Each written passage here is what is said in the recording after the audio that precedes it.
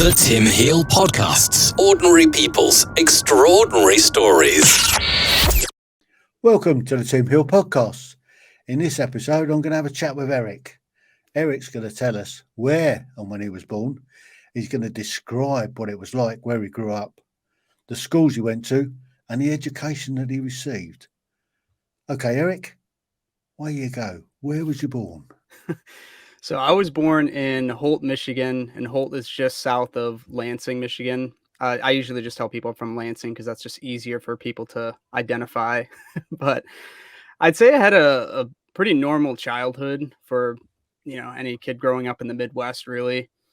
And so a big part of my childhood was running, and my dad got me into that actually because he was a very prominent runner when he was in high school and college. So some of my earliest memories are just going on runs with him. He would take me on this 2-mile block right around our house, and in elementary school, I'd kind of go and do that with him. And I've since mapped it. It's not quite 2 miles. He always told me it was 2 miles, but it's like it's probably about 1.5 miles. but I mean, yeah. Yeah, that's like a BFT, basic fitness test in the British Army. It used to be 1.5 miles as a squad, and then as 1.5 miles best individual effort. Mm-hmm. So, yeah. So he'd obviously got that mapped out from maybe being in the British Army. Right. But yeah, I had that early memory of going on runs with him. And then I have a distinct memory too when I was in elementary school to win. I don't know if you've ever heard of like the beep test that they had in gym class, but essentially they would just have these kids run to the other side of the gym in coordination with this beep that would happen. Yeah. And they would just keep doing that until the kids got tired. Yeah. Yep. And not to brag or anything, but I always maxed out that test. Like they always would stop it, and I was never really like completely tired. So I never really knew what my limits were or anything. So I would almost just run until I got bored almost, or just bored with doing it. And it sounds weird to say, but I knew I always kind of had a knack for distance running. And there's actually a mileage program. Get blisters. Yeah, turning at each end. Right. Yeah, I've been there, done that. Yeah, blisters and chafing and all that stuff that comes with any long distance running is not fun. That's something that doesn't get talked about a ton, but it is a very real thing, and it is not fun to go through. So what was your junior school like? Yeah, so when I got to like junior high, I joined the cross country team as soon as I could, the cross country and track team, and I just became a distance runner. And I always had a knack for it and just kind of a natural gift for it. I was excelling, and looking back on my training really wasn't that great. And doing what I was doing based on the training that I had is pretty impressive looking back on it. But yeah, junior high was pretty normal, pretty standard. It just cross country and track were just a part of my identity. I feel like in school, I mean, I was in band for a few years. I played the trumpet, and I got good grades, and I had cool friends that I hung out with and stuff like that. But running was just always kind of part of who I am, and a lot of people identified me for that. So that was a big component of junior high. And then just had general studies, and then got in high school. Same story. I would just I feel like I took running more seriously in high school. That's when I started to really grow to appreciate it instead of just going through the motions with it. And I don't want to say it was just something that I did just to kill time, or that it's or just because I was good at it or something. But I feel like in high school, I remember having that shift to where I started to really like it and embrace it a lot more, and actually want to train harder, get better, and improve. And yeah, so that's a very distinct memory from high school. And then, just had general studies for my classes. And then I was lucky enough in high school and performed well enough to get a scholarship to run cross country and track in college. And I actually had a full ride offer to Lansing Community College to run cross country and track for them, and basically get my associate's degree, which takes 2 years to get. Yeah. I would essentially be getting that for very little out of pocket, because they would cover 15 credits per semester on my path to get my associate's degree, I just had to pay for books, which, I mean, books are kind of pricey too, but compared to Mm, paying tuition and all these other costs, it's yeah. it's minimal in comparison. So that was And a scholarship to basically run, yeah. to doing something that you really love. Hmm. And and with that running, did they obviously you're on a team, you have a coach. Did they Hmm. coach you to run better? Did they give you new techniques in running? Because I mean, there's running and then there's running, proper running, where there's a real technique to be able to be a metronome, Hmm. um, to run more efficiently. Do they go through that with Yeah, you? I had a great coach at Lansing Community College, Chuck Block. He very good coach, and I still keep in touch with him to this day. And yeah, I've actually had a lot of coaches in my time, and some of them I still keep in touch with, and they all have different styles and techniques. And over the years, I've just been kind of learning what works for me and being able to coach myself and to reach that next level or know what I have to do to condition Mm, myself to improve on different areas of my running and training. And yeah, every coach is different that I've had. I mean, I had coaches all throughout, you know, junior high, high school, and then I was on an AAU track team that was separate from my school, so I had a different coach for that. And then that I did that on the in between parts of my season. So I was basically running year round when I was from mm. junior high to high school. Just I was always competing or training in some capacity. And then yeah, So when I did got they? in college, sorry, what? So did any of that conflict with your other running? I mean, so uh, you're running for your college, and then you're running for a club. Hmm. Did that conflict with your running styles? Did the coaches conflict with what they wanted you to do, how they wanted you to run? Did you have any problems down that sort of road? Because I know Uh, in some not. sports there is that conflict of one coach says you're doing it this way, and Hmm. another coach says you're doing it this way, and they go loggerheads, and you're the one that's stuck in the middle. Did you have any problems like that? Overall, I would say not really. I mean, there are different coaches that I didn't agree with some of their workouts and tactics, but I like to think I'm a very coachable person, so I just kind of rolled with the punches and went with it. I think if Mm, anything, if I didn't agree with what we were doing, in my opinion, it just wasn't enough. So I would kind of go after practice and log some more runs on my own. So I guess that was the only conflict that I had, and my resolution for it was to just run more, as weird as that sounds. And yeah, I mean that can be yeah. detrimental in itself. I Mhm. mean, if you're working up for a Pacific race that you need to hit certain targets and you're overdoing your training, that can have a detrimental effect when you get to the race, I guess. Yeah. Oh, definitely. I mean, anything in excess, it can't always be considered a good thing, really. So, I mean, yeah, it makes it sound like I was just a a total workaholic with it, which I definitely worked hard, but Mm, I'd say I was smart too and wasn't overdoing it. I mean, any sort of extra work that I would do would just be some longer, slower runs. It wouldn't be anything intense. And yeah. I feel like that always just, built my confidence and just built a really good base for me because I feel like I'm just built as a distance runner to just the longer the race, the better for me. So Mm, so just having that base of just running for the sake of running and just even if it's slow and just going out there running miles, I feel like was really beneficial for me.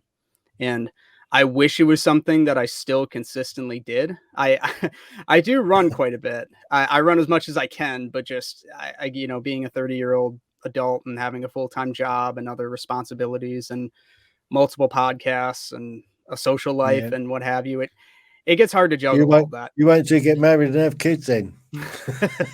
I don't know where I'd find the time. I'll pencil it in my So schedule eventually. yeah. So you're still busy with running then?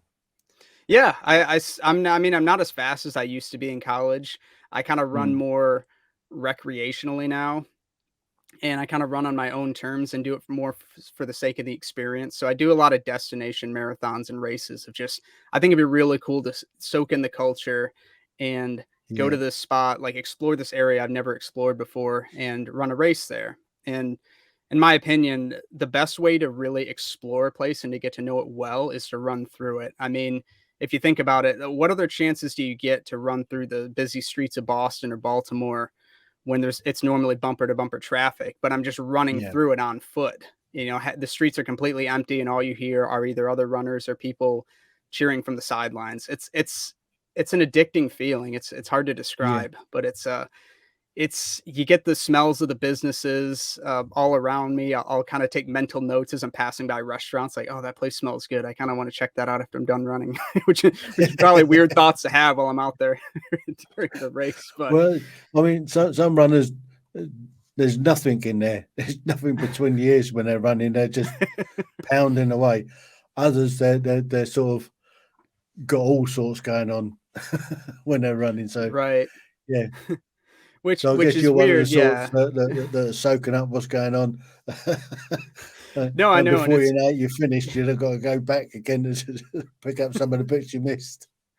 right. It's kind of ironic, honestly, because I try to zone out. I tell myself to zone out for the first uh honestly probably 15, 20 miles of a marathon if I can, just because it Hmm. just makes it easier that way to get into a rhythm, not have too much on my mind. But I feel like doing these destination races, some of that sensory overload can take over sometimes, and Yeah. I just can't help but get caught up in the energy, the environment, the other runners around. So it can be kind of hard to be out of my own mind when I'm in a new environment and just want to soak it all in. So it can get difficult. I don't think it's necessarily detrimental, even though I try to keep my Hmm. mind clear while I'm running. It doesn't always happen. Okay, then. So with you running, then you must have done one or two races in your time. What was the most memorable race you've done? Ooh, one that I tell people all the time is the ET Full Moon Marathon out in Nevada. So it's in this small town called Rachel, Nevada, which I doubt you probably heard. Most people probably haven't heard of that town. I've heard of Even Nevada. yeah, even my one friend who's born and raised in Nevada had never heard of it before we ventured there. And so the concept of it is it's right by Area 51, which if you're familiar with, it from the States, is supposed to be this big Yeah, place where they hold, all these different conspiracy theories and secrets, and it's yeah. supposed to be a UFO hotspot, and a lot of weird stuff is said to be captured in that area. So that naturally just kind of intrigued me. And it's this midnight race that happens right by Area 51 because they won't let you in Area 51, obviously. So you Mm, run near it. And Rachel, yeah. Nevada has a population of about 50 people. It's a very small town. And in the middle of nowhere. I mean, it's pretty much just desert around you.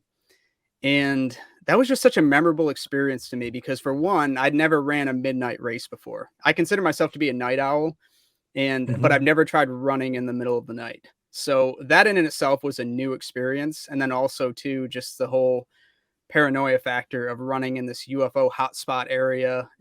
I'm a sucker for that kind of stuff. Yeah. I geek out Well on that. I think it's interesting. So so I'm just captured, enamored by the whole experience and slightly paranoid I'm going to get abducted while I'm racing. But so that was yeah, that was another so thing going through my head.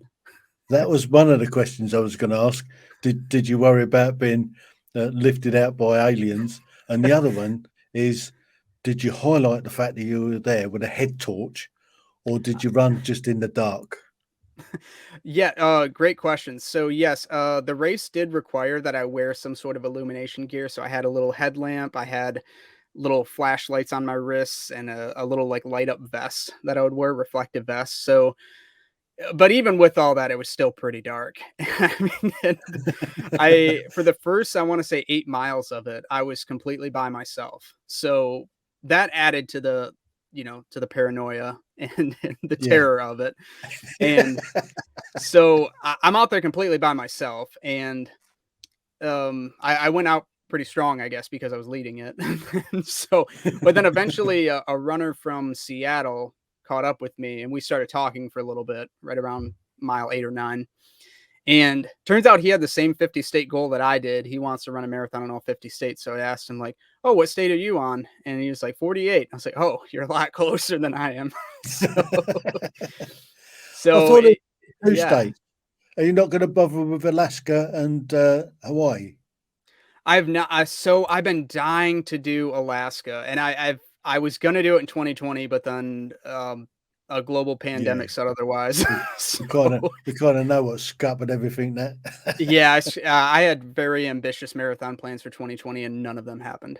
So, Mm, but there's one in Alaska called it's the I want to say the Mare City Marathon. It's in Anchorage and it's on the date of the summer equinox. So it's the longest day of the year out there. And yeah, it's bright outside for what, 22 hours out of the day. So it's a very long day. And I would love to yeah. the race takes place on the equinox. So I would love to experience something like that.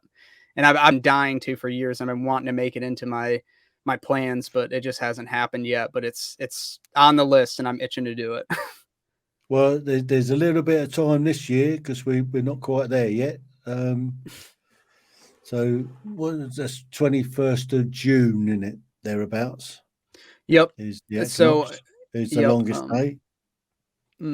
Yep. So I think it was either the 20th or 21st of June that this race takes place, and yeah, I know. I got a little bit of time. I got to still figure out my vacation plans for the year because I'm supposed to be going to Scotland in August as well. So I got to figure out the oh, logistics of all that. you sure you want to go to Scotland in August? I know. Yeah. Um, I can Yeah. tell you a little bit about Scotland in August. Oh yeah. We sailed round the UK 2 years ago when we came out the first lockdown, and we were up in Scotland in August. And have you heard of the midges? No. Oh, it sounds familiar, but yeah. For I guess Yeah. familiarize me with it. Well, these midges, I mean, they're about that sort of big. But in the summer, when they take their fur coats off, they're tiny little things, Oh and they eat really? you alive. And there's billions of them. Oh I no. mean, they land on you, and you look like you're wearing a fur coat. And they're savage. They are savage. And August is one of the worst months for them. I don't want to put Well, you off Scotland. I mean, it's a no, lovely you're place. fine. Oh, geez. Got something to I look mean, forward to, I guess. they stockpile an awful lot of real estate there. I mean, there's a lot of mountains in Scotland, Mhm. but yeah, they do suffer with midges, I'm afraid, particularly in July and August. But Interesting, yeah. I need to prepare enjoy for it. that then. Thank you for the heads Yeah. up. They do say that having Marmite sandwiches helps, um, Huh. but that might be for mosquitoes. I don't think the midges Yeah, are bothered about Marmite sandwiches. right. But there you Oh, go. man. That's welcome to Scotland. Yeah. Good to know. Hmm. So, where are we? We got sidetracked slightly. So It's fine. there's a bit of time to go and do this one up in Alaska if you want to do it this year. But I guess it's a bit late to start prepping for that. So probably looking towards next year will be a good year to do it. 23. Yeah, I think it just comes down to how I allocate my vacation time because I get kind of a limited amount with my job right now. I would love to have a job to where I'm fully remote, which Mm, who knows? I mean, I love my job, don't get me wrong. yeah. Or if I can sweet talk them into letting me be fully remote, but who knows? But um, either way, So though, I let's mean, I would love to. Yeah. yeah. So let's get to the end of your school, Yeah. college. So college, university, same Hmm. thing in America, isn't it? Yep. So How did you end up at the end of college? What degree did you get, and what was your last race for your university? Oh, that's a good question because it's funny you mentioned that because I Facebook reminded me it's been 8 years since my last collegiate race for indoor track season. And I wish I could remember where it was. I want to say it was Findlay, Ohio. I'd have to verify that, but it would have been the conference meet. And I ran the 5K. I think I ran around 15:30 or so. Well, not my best race, but it was one of those to where I gave it my all and I was just kind of happy to leave it all on the track. So Mm. that was my last collegiate race 8 years How did ago. you And do? Where then did you come? I want to say I was 12th in the conference in the 5K. I was really shooting for top 8 because that's what scores points. Mm. And that was like my goal when I was out there. And closest I ever got was 10th in the 10K to getting top 8. So I was so close. I was knocking on the door, but I Mm. unfortunately never got top 8. But it's fine. You know, I still had a great experience and I still gave it my all every race. So Mm. I'm proud of myself for that. But to answer your previous question, I studied marketing. I majored in marketing and minored in professional and technical writing. And I actually did quite a bit of writing in college. I did a lot of freelance work for the school newspaper, for a small music website called Mind Equals Blown, which then I started writing for Substream Magazine, another music publication. So I was doing that all throughout college. So a lot of my experience was in writing. So after I graduated, I was Did you trying to get kind of paid go for that that? route. Sorry, what Did was you that? get paid for that? Did you get paid for it while you were Oh, going through paid. college? Yeah, but not much though. Mm. It's No. it's definitely nothing I could have lived off of. Mm. Just a little bit of beer money then. Yeah. Yeah, pretty much. Yeah. But yeah, it so after I graduated college, I had kind of those soul searching years I feel like a lot of people have. So I thought I was getting good experience in college. You know, I was writing for all these different publications and I was really proud of the work I was doing. I was a student athlete. I stayed busy. I was like, I shouldn't have any issue getting a job after I get out of college with my degree. But yeah, I still had that gap to where I wasn't really sure what route I wanted to go. You know, as far as marketing goes, even though my degree's in marketing, I realized I didn't have that much experience into what they were looking for or really what I was looking for, I guess, Mm. because a lot of positions labeled marketing as like an entry level sales position, which, you know, I didn't really want to do, but it was at the same time, it's like Mm. I need some experience to kind of move up and stuff. So I took my first big boy job is what I would consider it out of college was being a basically insurance salesman for Allstate. And I did that for about a month. And then I left there and did some more soul searching. I ended up just pretty much working part-time at a video store. And you know, because I love to talk about movies and stuff until I figured things out. Mm. And then eventually I got into substitute teaching and actually really liked doing that. And I actually was like, you know what? Maybe I should go back to school and get a teaching degree. So I started working towards that while I was substitute teaching, with that being the intention.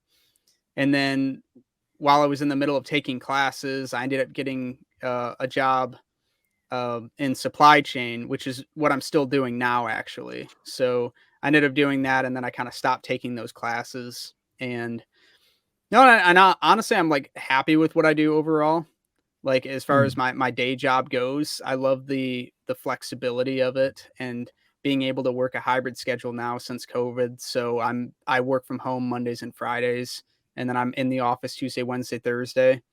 So that's been pretty nice. And then, you know, I'm pretty much left to my own devices throughout the day Mm. and just kind of work diligently on the work that I need to do and, you know, have meetings with the plants and just kind of work proactively on my own schedule and kind of set my own schedule. So I like the freedom and flexibility of that. And So yeah, but what it's is it you interesting how actually do? sorry, what was that? What is it you actually do? So right now I do production planning for Dark Container, who makes like the foam cups and like plastic cups that you see. So a lot of like picnic supplies, I Mm. guess you would call it, to summarize it. So I manage the production schedule for printed foam cups, which it sounds kind of boring saying it out loud, I realize, but the job I itself bet it's really quite honestly isn't involved, bad. actually. Sorry, what was that? I bet it's quite involved. It is, yeah. I mean, it's all just office work, a lot of spreadsheets, a lot of work in programs, and a lot of coordination and talks with the plants. It's just a lot of collaboration and a lot of data analysis. Ultimately, at the Mm. end of the day, which I'm a numbers guy too, so it kind of gives me that fix. As weird as that sounds, like I kind of geek out about, I guess, forecasting and Yeah. spreadsheets, and I actually read a book about forecasting. Like I don't know why, like I get so intrigued with numbers and and trying to predict things mathematically, but maybe why I'm such a fantasy football addict too, because I'm a statistical junkie for sure. Right. Okay. Let's explore that side of it then. Okay. Fantasy football. So this is obviously American football. It's not Yep. the kiss ball that we have over here where they sort of you brush past them and they fall down squealing like a stuffed pig. Not that sort of thing. And this is all the pads on and going head to head. Yep. This I is this played is a bit. American football. I played American football Did you? back in in the back end of the 80s. I played for a couple of teams. I played for the Milton Keynes Pioneers, Okay. which were in the sort of second tier down conference. They were sort of national conference, and I played either defensive end or outside linebacker. Oh wow. Um, Okay. I had some fun, I can tell you, with that game. It's a lot different from rugby. I can Yeah. tell you that. I Oh, mean, I can in imagine. rugby, in rugby, I played most of my life. I played scrum half. Hmm. I played my last game when I was 56. Oh wow. Yeah, I slowed down a bit, and I don't know whether it's me slowing down too much or it's me number 8 wasn't looking after me properly. But I used to get scragged a lot, so I thought time to hang up the boots. Yeah. But yeah, I played American football, and in 1988 we were conference champions. Had a really good season, and then I went and played for another team in a division further down called the Chiltern Cheetahs. And Okay. the first game I had with them, I had an absolute field day because I was playing at a higher level than the guys that I was playing against. I mean, Okay. I felt sorry at the end of the game. I think I had about a dozen sacks. They just they were double teaming me, and they still couldn't contain me from sacking their poor quarterback. That poor quarterback. Yeah, I did feel sorry for the poor bugger, but yeah, we won that day. I would hope so. Yeah, yeah, it was a fun day. So that's my playing a bit of American football. So you look at stats. So I do, yeah. you pick out a team. How are you doing with that? Um, Is your team winning? well, so actually I did very well this past football season. So the Super Bowl just, aired here a few weeks ago, and the fantasy Mhm. football season ended, I want to say it'd be probably, yeah, it would have been at least like probably a month or two ago. Time's like irrelevant to me now, I guess. I don't even know how much time passes. But it's been a few months since the fantasy football season ended. But no, overall I did really well. I was in 4 different leagues and ended up winning 2 of those leagues. And I got to give the credit to the fantasy football podcast. I would listen to that thing daily. I mean, these are also just number nerds, just crunching Mm, numbers and really trying to predict these different players and analyzing the stats. And they would post episodes pretty much daily, breaking down different players, who they think is going to do well, who they're fading in a matchup, who they're favoring. yeah. And I listened to that constantly, religiously, and I followed their advice for just pickups or late round picks to do and figuring out my draft strategy. And it ended up working out really well because I had a very good season. So I got to give them credit. Brilliant. I feel like they're more so the smart ones than me. I mean, there's always one player that will let you down. Oh, for sure. There's that always seems to happen in the season. There's the hot shot superstar that doesn't perform, or just has a big fluke injury or something, and then those things can be really hard to predict. I think I think the more frustrating one is a player underperforming, because you can't really. It's hard to get rid of them because they can explode at any moment, but they're just not performing and putting up their usual numbers. So it's like they're just not meeting their normal expectations. So it's like, I don't know what to do. Should I be patient? Should I deal them? I don't know. Yeah. Anyway, so you did quite well at that then. Yeah, overall I did really well. And then I've done fantasy football, I've done fantasy baseball in the past. I've done fantasy basketball. I've even done like a pick'em league for fantasy NASCAR. And I just love numbers and stats. I actually ended up winning my fantasy basketball league just listening to podcasts and getting their advice. But what's funny is I never watched a single game that season. I purely went off the numbers. Well, did you watch the final? I didn't even watch the final or anything. Like, I barely knew who my players were, as embarrassing as it is to admit. Like, I was like familiar with them, but I never really watched like any actual games and sat down to watch them. I just went off the numbers and what the stats were saying, and it ended up working out. But in the league's defense, I think pretty much everyone else was in the same boat too. So I think I more so just got lucky. Yeah. Okay, so where are we now? My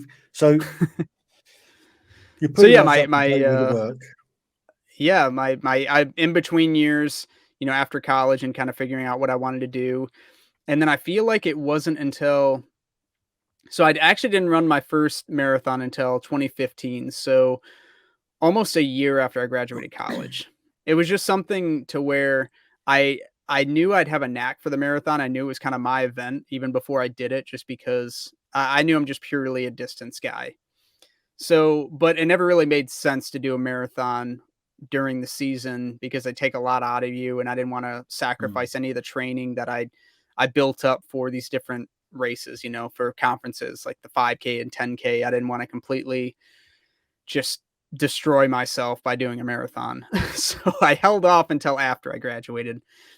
And so you never did a marathon when you was at college then. So you're just a 5-10K. Yep. Yeah, I did the 5K and 10K because those are the longest events that I could do in track. And then in cross country they compete at they do the 8K for most of the season, and at the end of the season they do a 10K, which is a little strange, but for regionals and nationals they do a 10K, so 6.2 miles. Yeah. Yep. And then so I didn't get into marathon running until after I graduated college, and I did my first marathon in Charlevoix, Michigan, back in 2015. And I ended up doing really well. I placed 8th, and I ran a 2:47:13 marathon, which breaks down to about 622 miles on average. And, for anyone out there who's on the metric system, a marathon is just over 42 kilometers. Yeah. And so, I think most people wouldn't know what a marathon is. It's 26 mile and a few hundred yards. Yeah. So, so your first one was in 2015. Yep. So when did you decide that you were going to do the States? Yeah. So I feel like the easiest way to pinpoint it was, so after I did that first marathon, I qualified for the Boston Marathon, which is, like a big destination race that every marathon runner dreams of doing. And I was lucky enough to qualify for Boston after that first marathon. And that was my goal kind of going into it. So I qualified for Boston, and me and some of my college buddies, we flew out to Boston. We're exploring around the city. We're going to different pubs. We're just having a good time, and I run the race. And that thought just kind of occurs to me while I'm on the flight out there. I think it was when I was on the flight out there and just kind of roaming around the city, I was just thinking, I would love to do this for every state. I feel like every state has something unique to offer, and this is just something really cool to just travel to a place just to do this. And the thought just kind of occurred to me, I would love to hit every state, and then I realized that there are actually quite a few people out there with that same goal, and I'm in like a club on Facebook now, and I'm in a 50 states marathon club in the US to where, other runners that have that Mm. same goal and mentality. And some people have done the 50 state goal, others have done it multiple times over. And it's just a lot of people on different parts of their journey. It's really inspiring to hear from all of these people, hear about their favorite races, lessons learned. Mm. And it just kind of all started there, honestly. I attribute it all to doing Boston back in 2016, which kind of snowballed everything else and set everything else in motion to where I wanted to go to every state and do this everywhere. So how many states have you done so far? So I am at 16 now. I have done Arizona, Colorado, Illinois, Indiana, Maryland, Massachusetts, Michigan, Minnesota, Mississippi, Nevada, New Jersey, Ohio, Oregon, Texas, Washington, and Wisconsin. Wow. And which one of those did you enjoy the most? I got to go back to that Nevada marathon, the ET Midnight Marathon in Nevada. Even despite the fear of potentially getting abducted by aliens, I still love that race. It was just such a unique experience. So which was the worst? Which one Ooh. didn't you like? Now, Which one? the only reason I'm going to say this is because I was dealing with a nagging injury and the race did not help it. So it only was bad because I did really bad and my knee was absolutely killing me for the whole race, and it just made it really difficult to finish. But that was the Holland Aspen Marathon in Oregon. It was great. Like, the scenery was great. The race was great. I love everything about exploring around Bend. Bend is a really cool city in Oregon. I'm not knocking any of that. It's a great race. This is purely from the standpoint of that race was not a good idea to do when I was dealing with a nagging knee injury, because this was like a trail Mm. marathon out there, which is not knee friendly at all. So it's my worst marathon time to date. It was the pain was unbearable. And then I ended up getting my knee wrapped and I popped some ibuprofen right around mile 15 or 16, and I just gritted out for the rest of the race because I'm like, I flew all the way to Oregon. I'm not quitting. I'm going to finish this race. Yeah. It wasn't pretty, but I finished it. So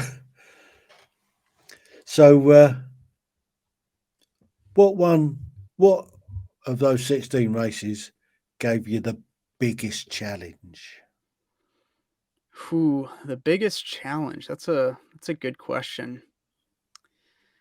I mean, that one in Oregon was definitely a big mental and physical challenge, but I'm trying to think of another one that was a big challenge.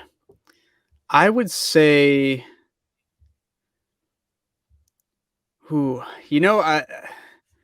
I kind of got two that I just thought of.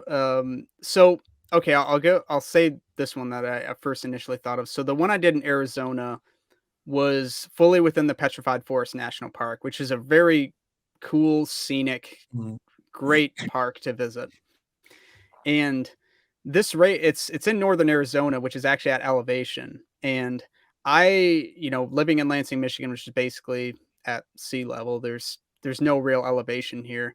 I had to kind of adjust to breathing at a higher elevation. That was my first experience of running a race at altitude. And I think they're right around 7,000 feet or so. So Oh. it feels a little bit different on the lungs when you're running out Mm. there. I remember being winded a mile or two into it, and I was like, I need to calm down. Like, this is not going to be good if I get, I need to adjust something. And because I didn't really prepare much for the change in altitude. I went on a couple runs out there, but it wasn't enough to prepare myself. But somehow I got lucky and I still ended up, it's actually the only marathon that I won and like still to date, I ended up winning that race somehow. But that was still a tough one though, because, and I think it must have been tough for other people too, but it's it's kind of a different beast. It adds a whole different dimension when you're running at altitude. It's just something, it presents a new Mhm. challenge that if you're not used to it, can end very badly. And Yeah. I got lucky with that one. I feel like I didn't get as lucky in Colorado. That was right around 10,000 feet. Yeah, my time was not impressive there, but the scenery was breathtaking. It was beautiful. I mean, it's Mhm. still my Facebook profile picture to date. I mean, you have the mountains in the backdrop, and Yeah. it's gorgeous, but it's that not easy on the lungs. Yeah. I think it all caught up with me after the fact. After I finished, I started to get lightheaded, and I think I borderline had some elevation sickness going on. Mm. Did you get any oxygen to help at all, or it wasn't Uh, available? my solution was to lay on the street and eat a breakfast burrito, so that's what I did. And it ended up working. Excellent. So, what's basically your training regime now, and what's your next marathon? So I am about to be heading to Boston to complete my 5th Boston Marathon next month, and that is the next one that I'm officially signed up for and set in stone. And then after that, my schedule's pretty open for marathon running. I have some ideas of what I want to do. It just depends on how I need to structure my vacation time and how that all looks. If I can Mm. swing it, I'm dying to do the Fargo Marathon in North Dakota, because that's right in May.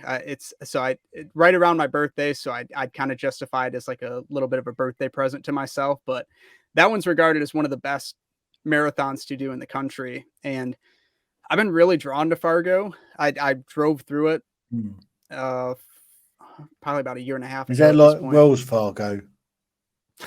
So if you've ever seen Fargo, the Coen brothers film, that's basically like the area in the city. It's just kind of, well, the backdrop for that film is very like kind of snowy and desolate, and Mm. I'll be going there in May, so hopefully it's not snowing.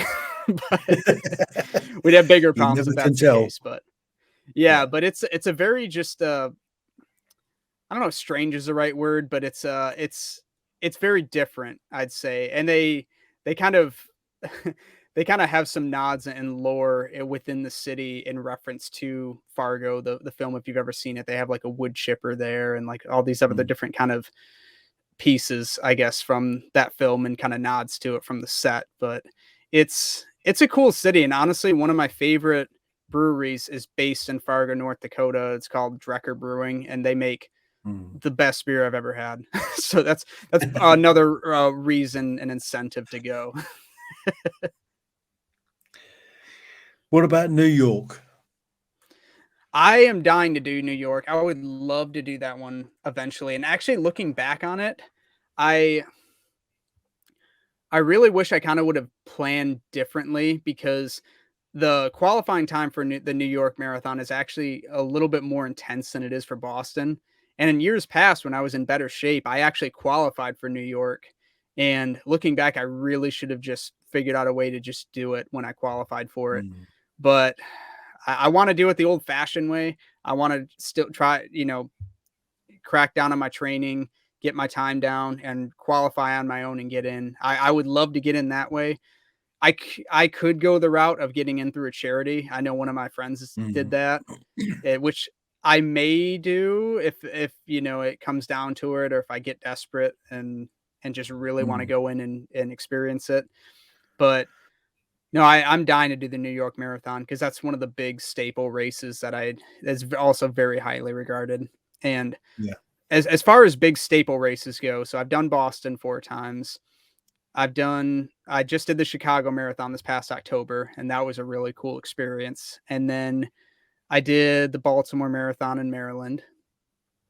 And those are, I'd say, the big major ones I've done. But I would love to travel the world once I hit the 50 states and do some other different marathons abroad that are also very highly regarded. I hear the Berlin Marathon's one of the best marathons in the world to do, and I would love to experience that someday. Well, there's also London. Yep, and of course, and the London Marathon. How could I forget? That's probably one of the iconic ones that that the world knows about. Yeah, and then of course there's places like Barcelona, and Madrid. Mm-hmm. What's the other definitely. one? There's so many out there. Milan. So there's and Tons there's of Brighton. options. Brighton has its own marathon. Oh yeah. That's running along the seafront, I think. Okay. Yeah, there's so many options out there. I mean, I would just love to just go and experience all of it. I'm just hoping my body holds up that long. Well, you're just a young fella. I mean, there's people in their 90s running marathons. True. That's true.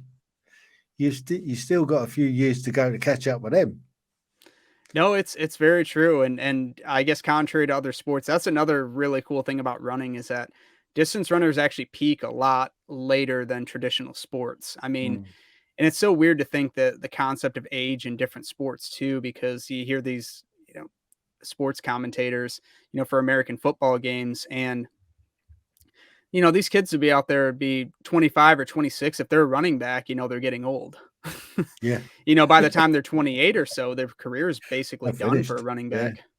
And that your lifespan is not that long in the NFL. And it's just crazy when they just keep referring to all these players as old. But I mean, distance runners don't even peak until they're, I want to say like 30s, sometimes even 40s. Like it takes a while for a distance runner to peak. And then, I mean, there's still runners that are in their 60s that I'm sure would probably wipe the floor with me. Like, like you can, it's a sport you can do for a long time.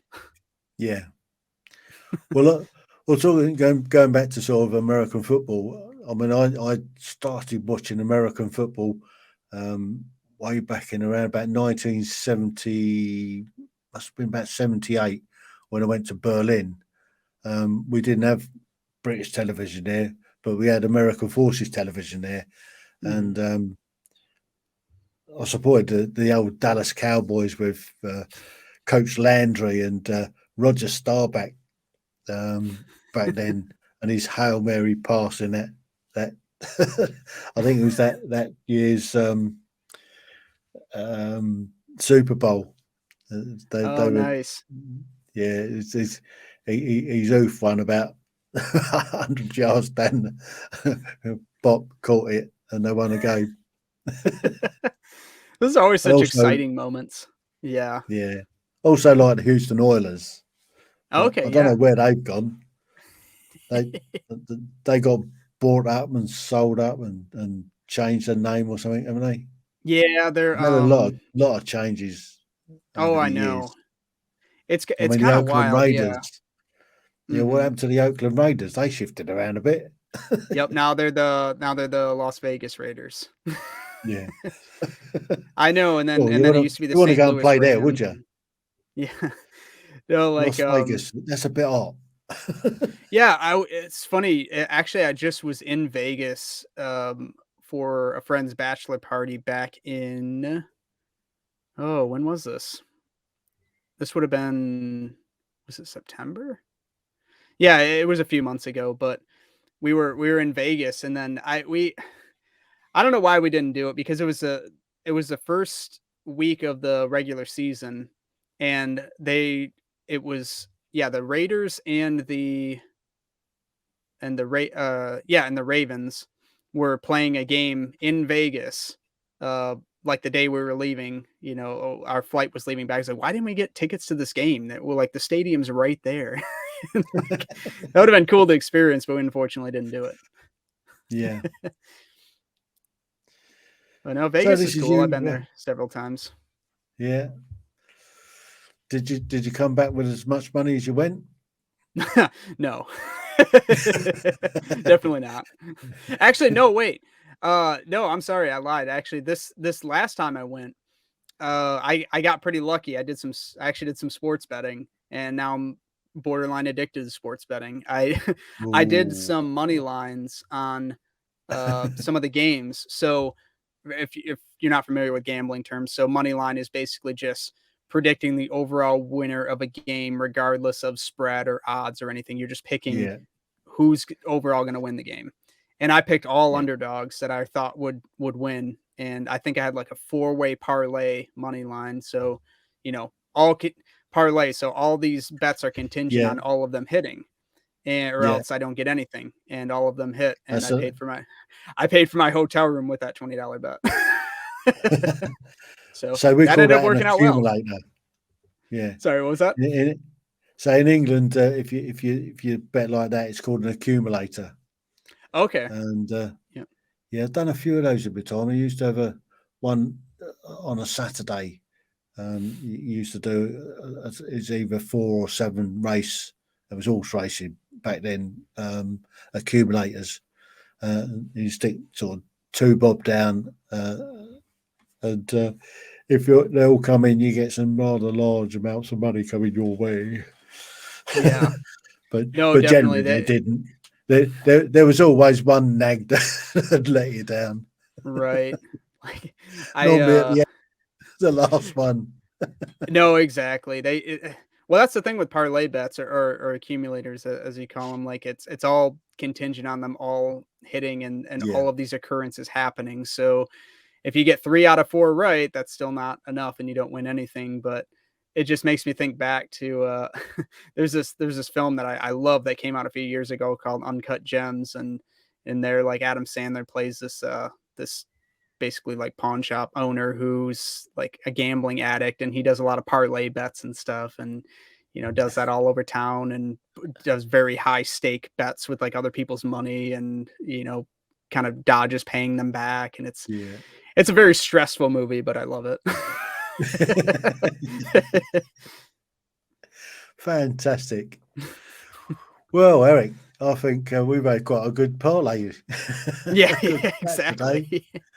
I think you've had your run for your money. There you go. That's a good one. There's a pun if I ever heard one.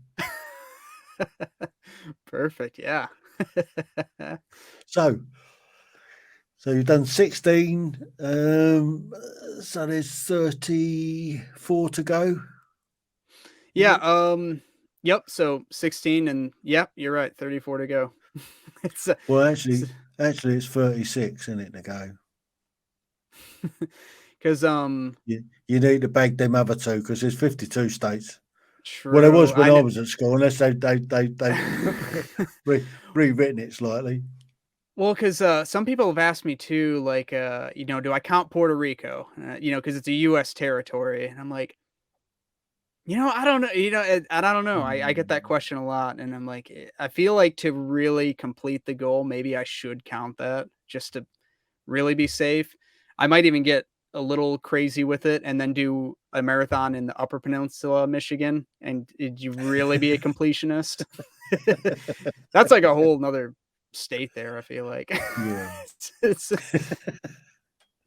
But, I wish you every success with it. I'm sure that you've got somewhere in you the determination to go and do it all.